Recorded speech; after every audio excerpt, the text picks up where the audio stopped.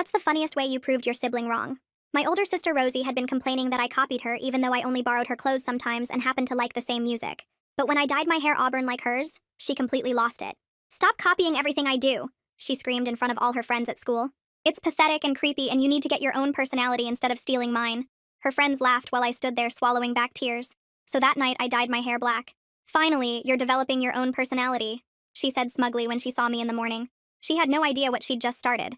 Rosie was a straight A student, so I started deliberately failing tests. When teachers called home concerned about my sudden academic nosedive, our parents forced Rosie to tutor me since she was so smart.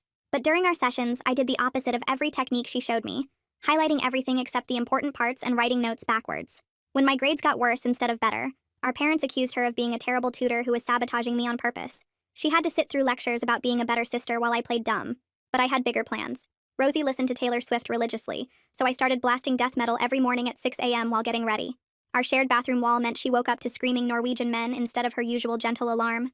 Her friends stopped sleeping over because they couldn't handle what they called the demons next door, and Rosie had to explain our living situation while sounding completely unhinged. Then she went vegetarian to impress some guy named Kyle who cared about animals, so I started eating meat at every meal, including breakfast. When she brought him over for dinner, I sat down with an enormous bloody steak while Rosie nibbled her salad. Kyle looked physically ill watching me saw through the meat, blood pooling on my plate, and left early saying he felt sick. Rosie found out later he'd told everyone her family was barbaric. Rosie prided herself on being graceful since she did ballet, so I became aggressively clumsy around her. During her birthday party, I tripped while carrying her cake, sending it flying directly onto her and her best friend. They stood there covered in frosting while 30 people filmed it for their stories. The video went viral at school as Birthday Girl Becomes Cake, and Rosie couldn't escape it for weeks. She was obsessed with her aesthetic Instagram, so I made mine entirely pictures of roadkill and moldy food with inspirational quotes, then tagged her in every post as inspiration, and followed all her friends. Her followers started unfollowing her because they were sick of seeing gross content every time her family was mentioned. Rosie always hosted study groups in our living room, being the social butterfly who brought everyone together. So I became completely antisocial, refusing to acknowledge her friends when they came over and sitting in complete silence in the corner when forced to be in the same room. Her friends got so uncomfortable with me staring at them wordlessly that they stopped coming over entirely, and Rosie's reputation as the fun house to hang at disappeared. She was still constantly on her phone texting and calling friends, so I threw mine in a drawer and refused to communicate with anyone electronically. When her friends needed to reach me about her surprise party they were planning, I wouldn't respond to any messages, and the whole thing fell apart because they couldn't coordinate without me since I was supposed to get her there. Rosie spent her birthday alone wondering why no one had planned anything. When people asked basic questions like, "Is that your sister?" I'd say the opposite of whatever Rosie said. She'd say yes, I'd say no. She'd introduce me to someone, I'd act like we'd never met. Her friends thought either she was lying about us being related, or that our family had serious issues. Her boyfriend started asking uncomfortable questions about our home life. Rosie wore designer clothes she saved up for, so I wore the same outfit for 2 weeks straight, making sure to stand near her in the hallways so everyone would notice the contrast. Teachers pulled her aside to ask if everything was okay at home, and why her sister dressed like that if the family could obviously afford better. She had to explain our situation without sounding insane, which was impossible. By the time I started responding to every question in opposites at family dinners, making it impossible to have any normal conversation, Rosie was falling apart. Her social life was ruined, her reputation was destroyed, and college recommendation letters from teachers mentioned concerns about her troubled family dynamic. She cornered me Sunday night with tears streaming down her face. "Please stop," she begged. "I take it back. You can copy whatever you want. Just please go back to normal." I told her the damage was done and I discovered my true opposite self. "I'll do anything," she said desperately. "Anything to make this stop." I looked at her and smiled. "Anything?" She nodded so fast I thought her head might fall off, mascara making black rivers down her cheeks while she waited for my terms.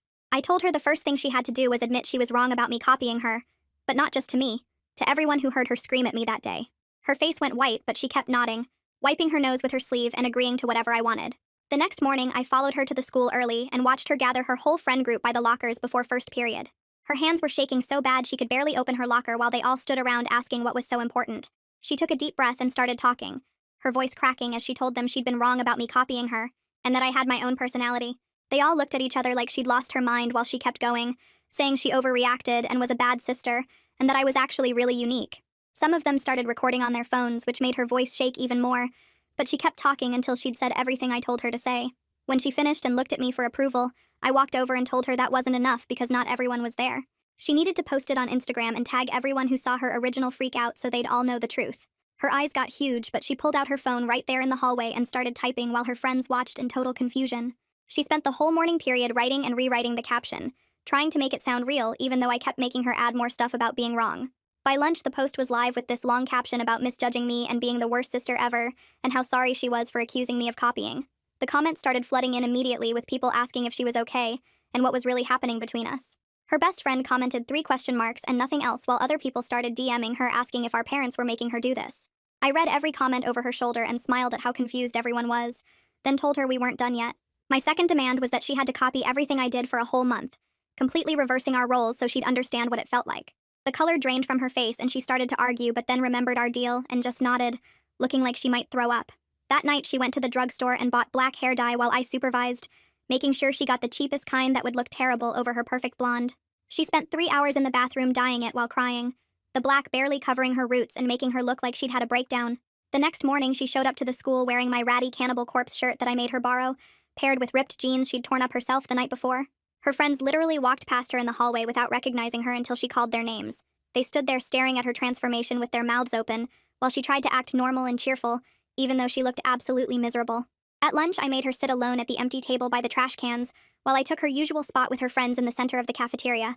They tried to include me in their conversation, but kept looking over at Rosie sitting by herself, picking at the cafeteria meatloaf I'd insisted she order, even though she was still trying to be vegetarian. She looked so small sitting there in my clothes with her badly dyed hair, watching me laugh with people she'd known since elementary school. I made her stay up until 3 a.m. every night that week listening to death metal on repeat, the same playlist I'd been blasting every morning. She started falling asleep in all her classes, and by Friday she'd gotten her first detention ever, for completely passing out during an AP chemistry test. Her teacher had to shake her awake and she drooled all over her test paper, which got ruined and counted as a 0. The perfect grades she'd worked so hard for started dropping faster than she could keep up with, especially since I made her stop taking notes and doing homework the way she usually did. After school that Friday, Willow Lancaster cornered me by my locker asking what was happening with Rosie and why she was acting so weird. I just shrugged and told her Rosie was finding herself, which clearly didn't satisfy her, but she didn't know what else to say. She kept asking if Rosie was having problems at home or if something bad had happened, but I just kept saying Rosie wanted to try being different for a while. By Sunday dinner, our parents finally noticed something was seriously wrong when Rosie showed up in ripped jeans and refused to talk about her week. Dad kept asking if she was going through something, and Mom wanted to know why her hair looked like that. Rosie just mumbled that she was exploring a new identity and pushed her food around her plate without eating, exactly like I'd been doing for months.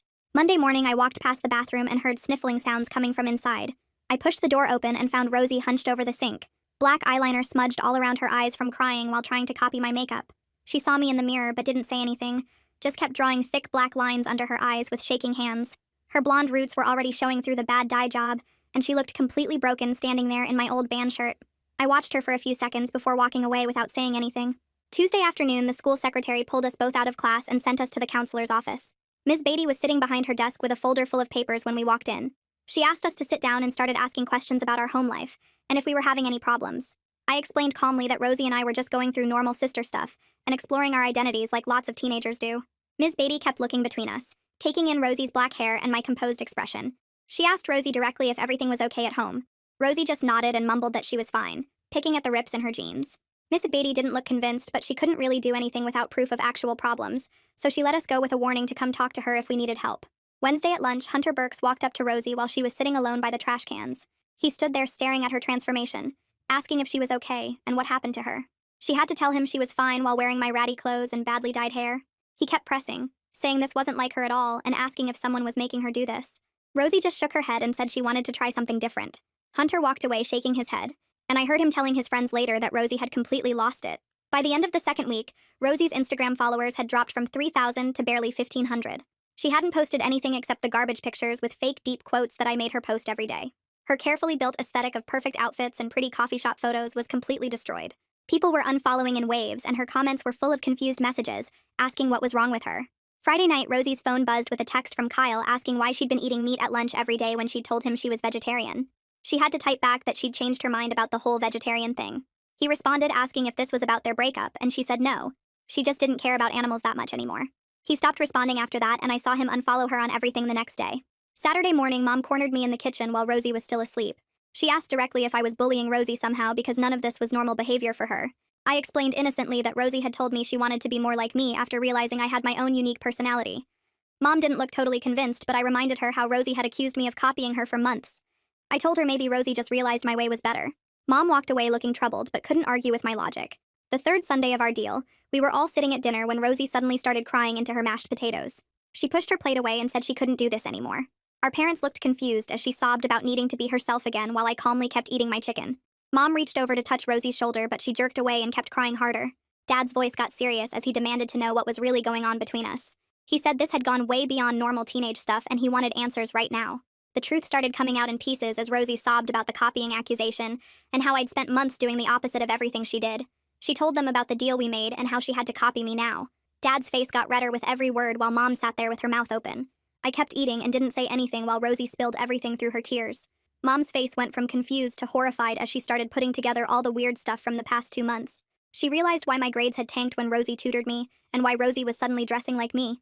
She looked at me with this expression of total shock, understanding that I'd been systematically destroying Rosie's life on purpose. The whole kitchen went silent except for Rosie's crying and the sound of my fork against my plate. Dad slammed his hand on the table so hard the plates jumped and Mom grabbed his arm to calm him down. He stood up and pointed at both of us, his face red and his voice shaking as he told us to go to our rooms immediately. I dropped my fork and walked upstairs while Rosie ran ahead of me, still crying. We could hear our parents arguing downstairs for hours, their voices getting louder and then quiet and then loud again. Mom came to my room around midnight and sat on my bed without saying anything for a long time. She finally asked me to explain everything from the beginning, so I told her about the copying accusation and how hurt I was. She listened to the whole story about the opposite campaign and the deal and everything that happened. Her face went through so many emotions as I talked, from shock to anger to sadness to disappointment. The next morning, both parents called in sick to work and made us sit at the kitchen table for what they called an emergency family meeting.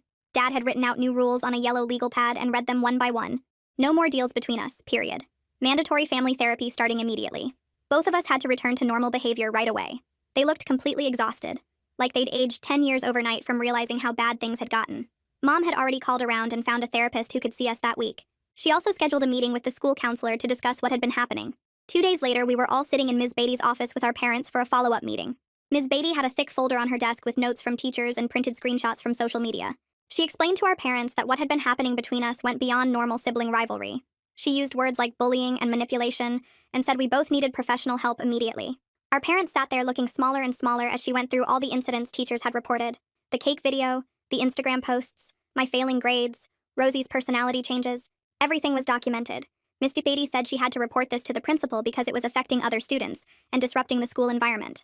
The next day, the principal called us both to his office along with our parents. He had received emails from concerned parents who'd seen the social media posts and heard stories from their kids. Some parents were worried their children were being exposed to unhealthy behavior and wanted something done. He gave us both 3 days of in-school suspension while they investigated everything that had happened. We had to sit in separate rooms all day doing our regular work plus extra assignments. The suspension room was just a small office with a desk and chair and nothing else. During suspension, we were required to write reflective essays about our behavior and how it affected others. I stared at the blank paper for the entire first day, my pen just sitting there not moving. The prompt asked me to explain my actions and their consequences, but I couldn't figure out where to start. I tried to remember what I actually liked before all this started. Did I really like death metal? Or did I just choose it to annoy Rosie? Did I actually prefer wearing the same clothes? Or was that just part of the revenge? The more I thought about it, the less I could remember who I was before the opposite campaign. After suspension ended, Rosie came to the school with her natural blonde hair back and wearing her designer clothes again. But she walked differently now, keeping her head down and staying quiet in the hallways. Her friends welcomed her back to their lunch table, but they treated her carefully, like she was made of glass.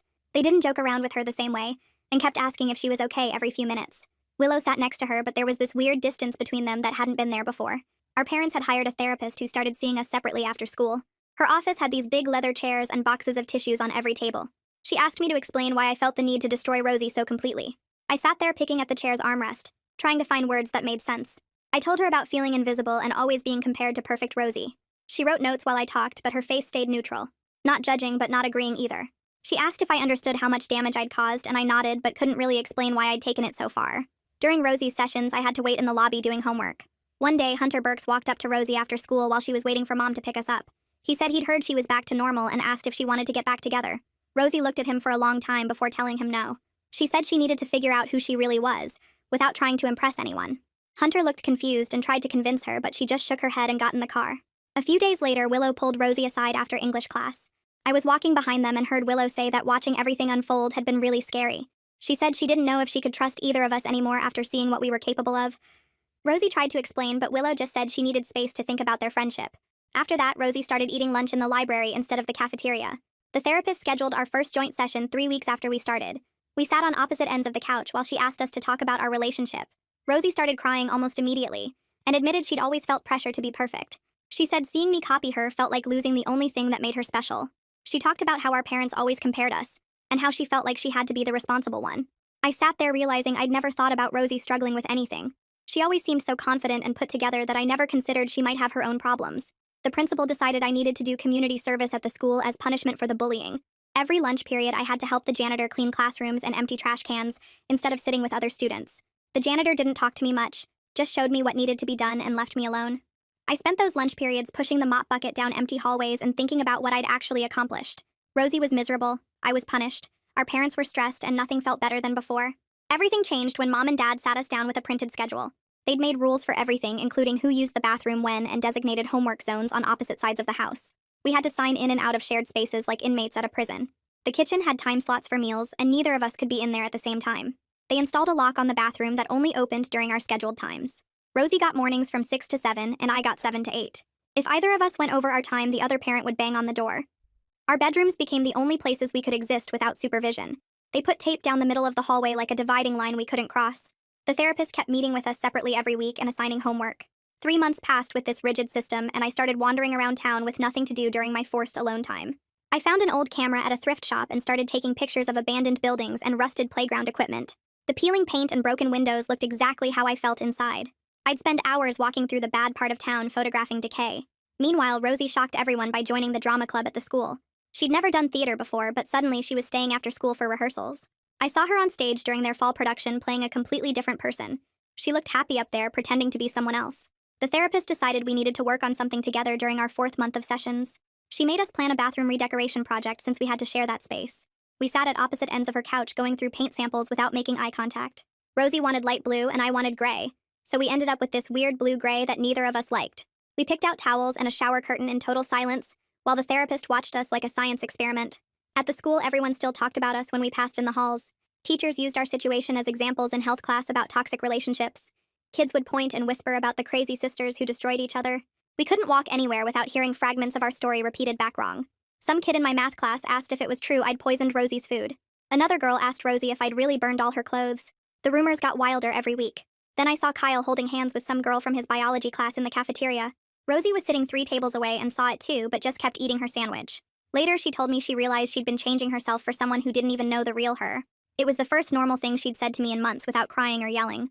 College application season made everything worse because teachers struggled to write our recommendation letters. They'd seen too much of our war to say anything good about our character. Ms. Beatty pulled us aside separately and offered to write extra letters explaining the situation.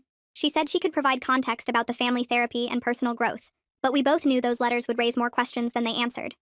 During one family session, our parents finally broke down and admitted they'd always compared us. Mom said she'd put pressure on Rosie to be perfect, because I was harder to manage as a kid. Dad apologized for calling Rosie the responsible one, and me the difficult one in front of other people. They said they never realized how those labels stuck and shaped who we became. Rosie cried hearing this, but I just stared at the therapist's diploma on the wall. Part of my therapy homework was writing Rosie an apology letter taking full responsibility for everything. I sat at my desk for hours trying to find words that weren't excuses. I wrote about the damage I'd caused to her friendships and reputation. I admitted I'd gone too far and hurt her in ways that couldn't be undone. I left it on her pillow and heard her reading it in her room that night. She didn't say anything for 3 days, and I figured she'd thrown it away. Then she knocked on my door and said she accepted my apology but couldn't forget what happened. She said maybe we could coexist peacefully, but we'd never be close sisters who braided each other's hair. She said trust was earned and I'd have to earn hers back slowly over time. I told her that was fair, and we shook hands like business partners making a deal. The handshake felt weird and formal, but it was better than the silence and anger. We started leaving notes on the kitchen whiteboard about schedules and needs instead of talking directly. If Rosie needed quiet for studying, she'd write it down and I'd go photograph abandoned buildings. If I had a bad day, she'd give me space without asking questions. It wasn't friendship, but it was functioning. The principal called an assembly 2 weeks later, where they talked about a new anti-bullying program they were starting. They used this anonymous case study about 2 sisters whose rivalry got so out of control it destroyed both their lives. The counselor stood at the podium describing how one sister systematically ruined the other's social life through calculated opposite behaviors. Students around me whispered and pointed because everyone knew it was about us. The presentation showed statistics about sibling bullying and long-term psychological damage. They made us all sign pledges about healthy conflict resolution. Rosie sat 3 rows ahead of me, and her shoulders stayed tense the whole time. After the assembly, kids kept asking if we were the sisters from the example. Teachers started using our situation in their lessons about boundaries and respect. The psychology teacher made it a whole unit on family dynamics gone wrong.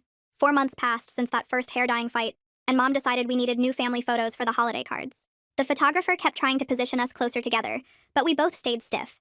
Dad put his hands on our shoulders and squeezed like he could physically push us into being normal sisters. Mom's smile looked forced in every shot. The photographer finally got one where we both looked okay. Not happy, but present. We ordered 50 copies, and Mom hung the photo in the living room like proof we were healing. December brought college acceptance letters, and Rosie got into her dream school early decision. She ran downstairs waving the envelope, and Mom started crying happy tears. Dad picked her up and spun her around while I watched from the kitchen doorway. Later that night, Rosie knocked on my door and thanked me for not messing up her applications when I could have. She said she knew I had access to her computer and could have deleted her essays or changed her submissions. I told her I wasn't that person anymore. She nodded and left without saying anything else. When my guidance counselor asked about my college plans, I told her I was taking a gap year. She pulled out pamphlets about volunteer programs and travel opportunities. I explained I needed time to figure out who I was without being Rosie's opposite. Mom and Dad supported the decision at dinner that night. They said maybe distance would help us both grow into our own people. Rosie looked relieved when she heard I wouldn't be following her to college. Our therapist started spacing out our sessions when we showed consistent improvement. She moved us from weekly to bi-weekly and then monthly check-ins. During our last regular session, she reminded us healing wasn't linear, and we'd have setbacks. She gave us worksheets about communication strategies and coping mechanisms. We both took the papers without making eye contact. The whiteboard system we'd started using actually worked better than talking. Rosie would write that she needed the bathroom from 7 to 8 for getting ready. I'd write back that I was going out to take photos until dinner. We communicated about practical stuff without the emotional weight of face-to-face conversation. Sometimes she'd draw a smiley face next to her notes and I'd add one back. It felt like the beginning of something, even if we didn't know what. Spring came and Rosie's graduation approached fast. She asked if I'd take the official photos at her party since I'd gotten good with my camera. I spent the whole event behind the lens capturing her friends laughing and her boyfriend giving a toast. Through the viewfinder, I could see her differently. Not as my enemy, but as someone I'd hurt who was still trying to be happy. When I showed her the photos later, she thanked me genuinely. She said they were beautiful and she'd treasure them. Her friends commented on how talented I was and asked if I'd do their events too. I found my place behind the camera instead of in opposition to everything Rosie did. 6 months had passed since that Sunday night when she begged me to stop. We weren't the same people anymore. The scars showed in how we moved around each other carefully. We existed in the same house without being friends or enemies. At dinner, we could have normal conversations about weather or TV shows. We learned to give each other space when things felt tense. Rosie stopped trying to control what I did, and I stopped defining myself against her. The therapist called it parallel living and said it was progress. We both knew we'd never braid each other's hair or share secrets like some sisters did. But we also weren't at war anymore. I started developing my own interests that had nothing to do with her. Photography became my thing, along with hiking and documentary films. Rosie joined drama club and discovered she loved being on stage. We became different people through the pain we'd caused each other. Identity wasn't about copying or opposing someone else, but the harder work of finding yourself. That lesson came through destruction, but at least we learned it. The house felt different now. Quieter, but not angry. We'd found a way to exist that wasn't friendship but wasn't war either. All right, that's a wrap for today. Thanks for sticking with me through all the questioning and wondering. It's been a blast exploring these little moments together. Until next time, like the video, it helps more than you think.